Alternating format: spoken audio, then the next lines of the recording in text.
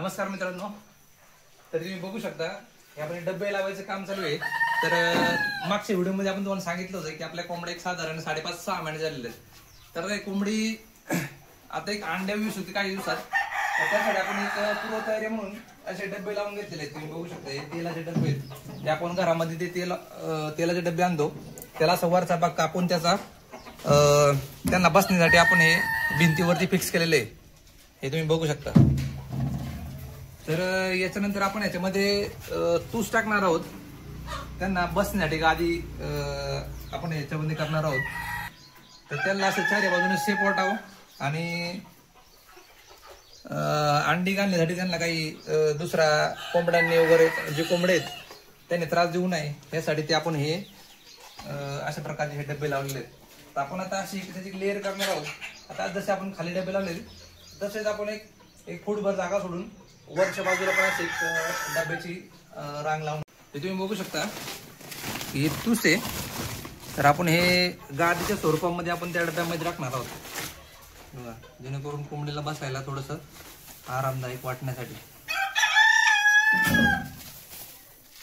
अशा पद्धतीने तूस टाकून घ्यायची।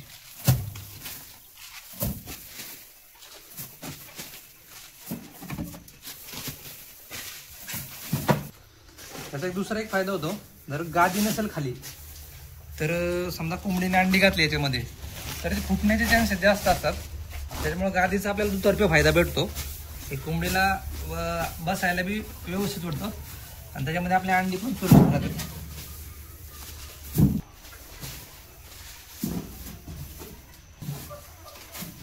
बघू शकतो माझ्या हातामध्ये हा कळीचा चुना आहे, तर तो आपण जे आपल्या डबे लावलेत ना त्या डब्यामधून थोडा थोडा टाकणार आहे।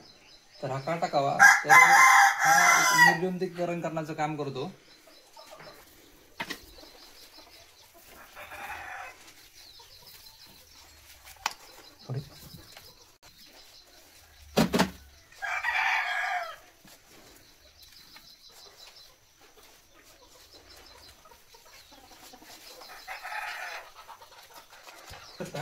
तर आपलं हे पूर्ण डबे लावायचं काम झालेलं आहे। त्याच्यानंतर आपण तूस हातरलेली आहे, त्याच्यानंतर चुनाही टाकलेला आहे, तुम्ही बघू शकता। तर मित्रांनो, जर तुमचं छोटं किंवा मोठं कुक्कुटपालन असेल तर तुम्हाला असं जुगाड पद्धतीने कोंबडी अंड्याला बसवत करायचं असेल तर हे डबे तुम्ही भंगारवाल्याकडनं स्क्रॅपमधून घेऊ शकता। एक साधारण 20 रुपयाची किंमत आहे।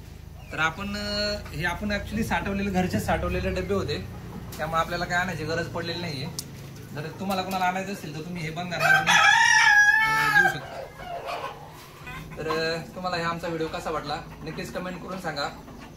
असं नवनवीन व्हिडिओसाठी तुम्ही आमच्या चॅनलला सबस्क्राईब करू शकता। थँक्यू।